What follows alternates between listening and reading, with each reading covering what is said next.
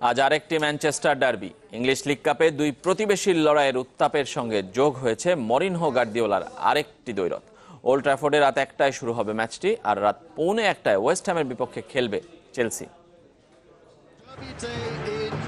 1.5 মাসের ব্যবধানে দুই ম্যানচেস্টার ডার্বি। সেপ্টেম্বরে ওল্ড ট্র্যাফোর্ডে হারের ক্ষত না শুকাতেই আবারও গার্দিওলার সামনে মরিনিও।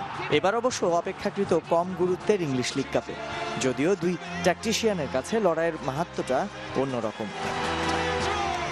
সময়টা ভালো যাচ্ছে না দু দলেরই। গত 5 ম্যাচ ধরে জয় বঞ্চিত ম্যান সিটি, আর লিগ ম্যাচে জয় কি অক্টোবরে এসে তা ভুলেই গেছে Man U. Kevin De Bruyne, Pablo Zabaleta ছাড়াই ওল্ড ট্র্যাফোর্ডে যেতে হচ্ছে সিটিজেনদের। তবে ভিনসেন্ট কোম্পানির পূর্ণ ফিট হয়ে ওঠা আকাশী নীলদের জন্য স্বস্তি। দল ছাড়ার গুঞ্জন উঠলেও সার্জিও অ্যাগুয়েরোকে দীর্ঘ সময়ের জন্য চান সিটি বস। ফুটবলারদের পরীক্ষা করে দেখতে অদল বদল অব্যাহত রাখার ঘোষণা দিয়েছেন গার্দিওলা।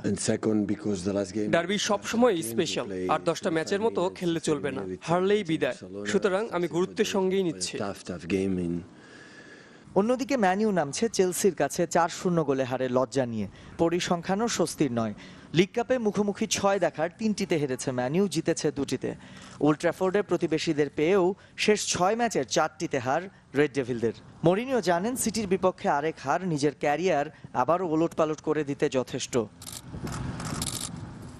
রাতের আরেক ডার্বি লন্ডনে, চেলসির সামনে ওয়েস্ট হ্যাম।